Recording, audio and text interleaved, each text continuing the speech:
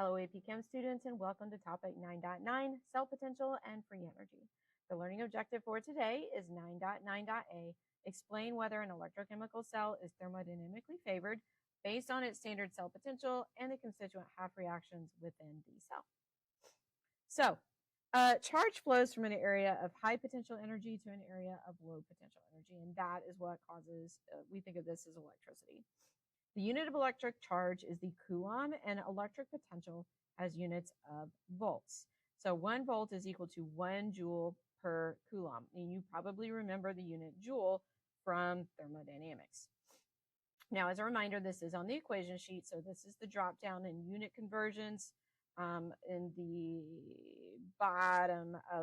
very bottom of the reference table. So you can see 1 volt is equal to 1 joule per coulomb.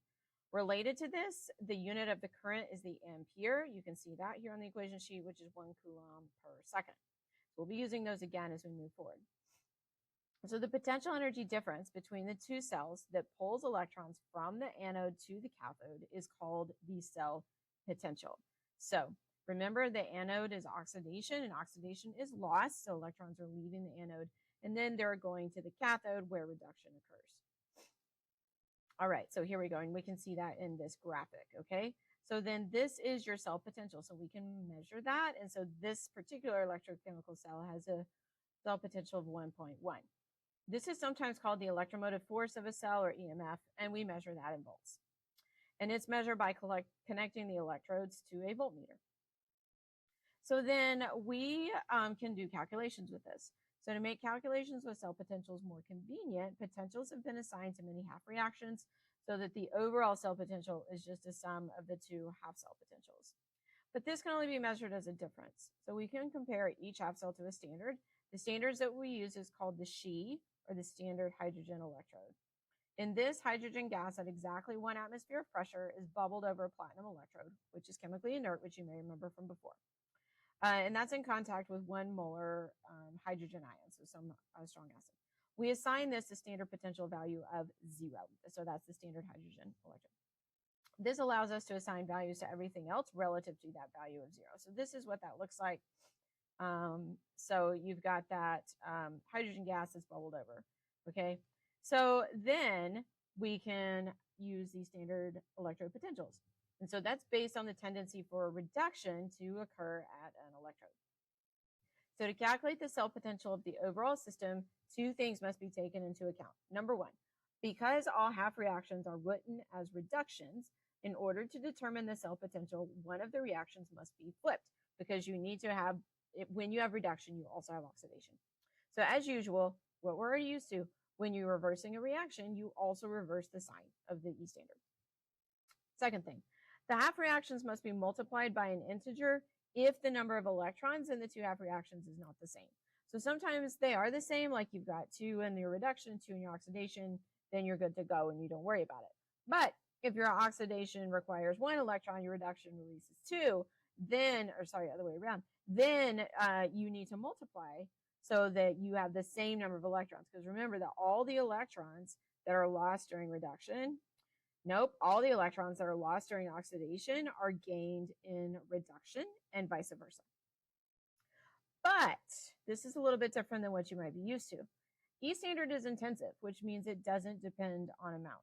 So even if you multiply a half reaction by an integer so that your electrons will cancel each other out, it does not change your E cell, okay? Your E standard.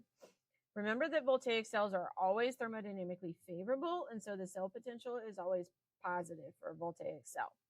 So when using a table, that means that one of the reactions will always be reversed, and you can tell which reaction it will be by choosing the combination in which one of the reactions that reverse gives an overall positive E cell value. In contrast, electrolytic cells are thermodynamically unfavorable, and so the cell potential is always negative. So then for electrolytic cells, you can tell which one you flip, because you flip whichever one will give an overall E cell of a negative value. Okay, so here's what a table of standard electrode potential or standard reduction potentials looks like. Here you can see they're often arranged in order from positive to negative.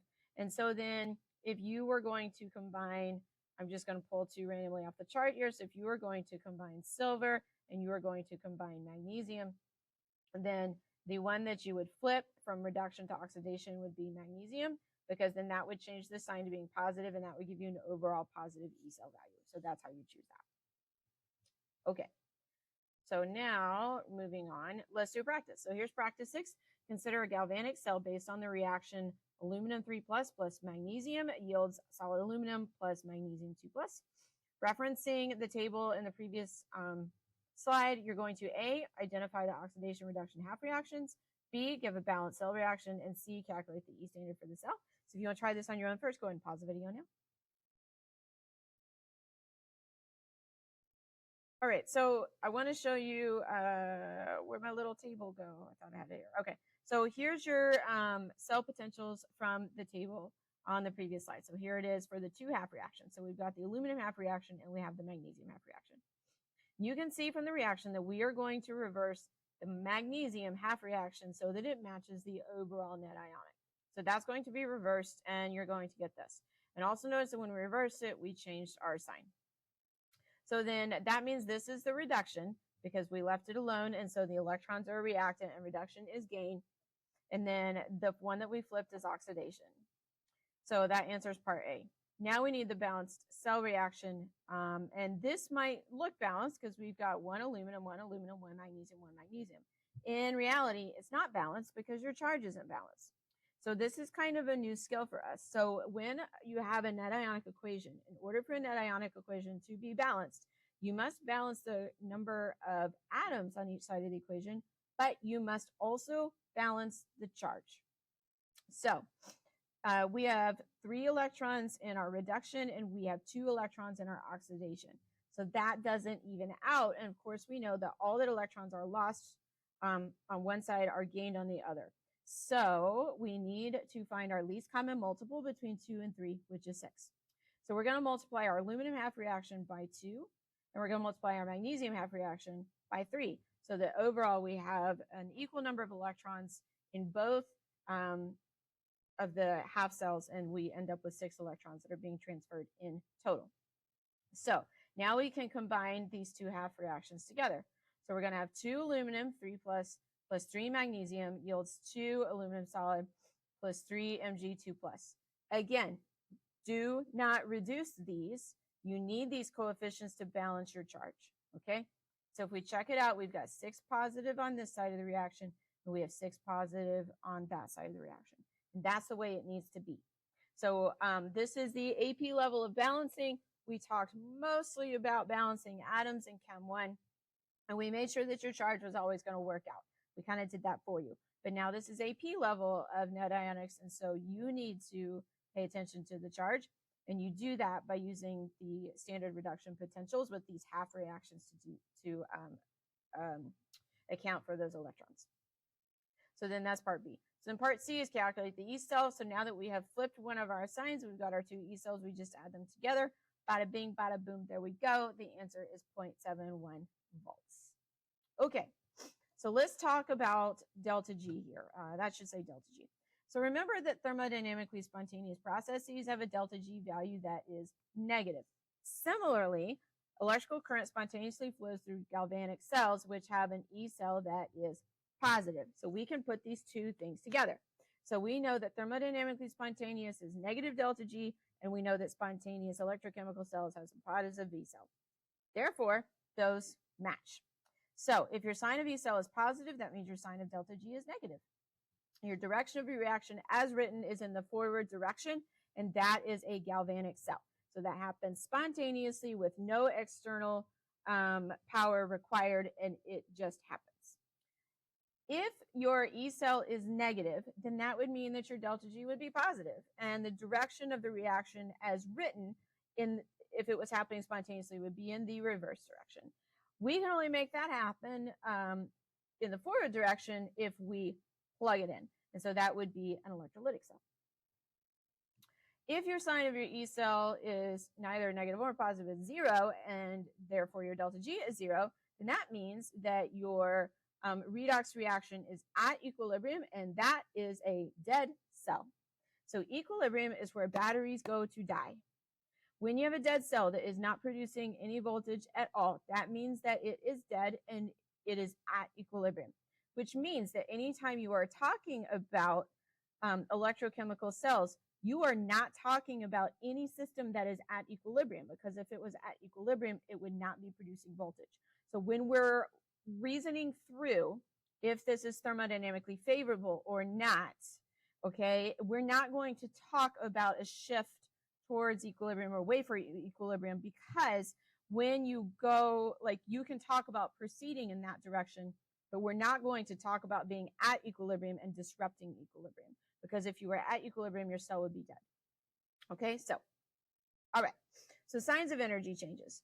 Realize that when a cell reaction is reversed, both your E cell and your delta G change signs. So these relationships can be combined in an equation that shows the proportional relationship between free energy and cell potential. And so here it is on your drop-down equation sheet. It's down here at the bottom. So delta G standard is equal to negative NFE standard. And so then here's your definition. So your delta G, of course, is your Gibbs free energy. Your N is your number of moles of electrons, which we get from the coefficient in your balanced net ionic equation. Your F is Faraday's constant, which is 96,485 coulombs per 1 mole of electrons.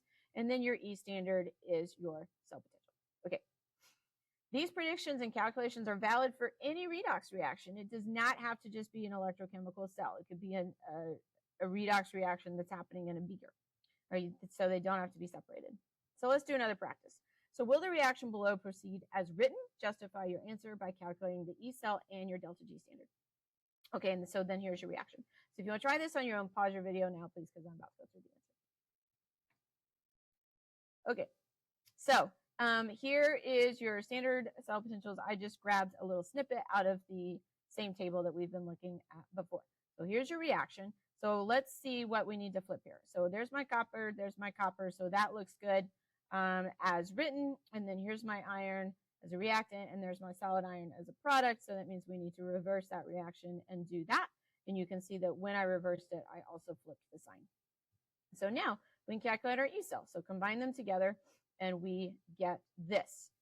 Okay, so yes, because E standard is positive, delta G will be negative, indicating that this reaction will proceed as written, as it is thermodynamically, gosh, another typo there, favorable. And then went and did the calculation as well as it asked us to. Delta G is equal to negative NF E cell. When we plug in, we get 2, because we have 2 electrons that are being transferred in our reaction here, times Faraday's constant times your E cell, and you get negative 150,000, which when we take into account significant figures and we convert it into kilojoules, which is what we normally report for delta G, we get negative 150. So that did verify there. All right, so a quick note on the activity series of metals. You might remember the activity series from Chem 1. So the activity series is based on the table of standard cell potentials. So if metal A is in contact with ions of metal B in solution, the single replacement reaction will only occur if metal B lies below metal A when the table shows the standard cell potentials in decreasing order, as is typical. So this is what you're probably used to seeing, something like this for the activity series. And so then I kind of liked this over here, because you can see, like, here's the standard, here's the She right there, right? The hydrogen, so that's 0. So anything above that is going to react with acid, right? When you get up here in calcium, strontium, barium, lithium, sodium, potassium, this should make sense to you, because those are the cations that form strong bases. And so then those are actually reacting with water to form the strong base. So there you go. That is what happens with that. So what should you be able to do with this? Well, you should be able to use the signs of delta G and or your E cell to distinguish between galvanic and electrolytic cells. Calculate the E cell of an electrochemical cell, and then apply the equation. Delta G is equal to negative NF E cell. So the first one and the last one here might look the same. They are related. The first one is to be able to discuss it qualitatively in terms of the signs. And then the last one is to be able to determine it quantitatively by doing the calculation. And that is it for this topic. And I'll see you soon to talk about the next topic in electrochemistry, which is cell potential under non-standard conditions.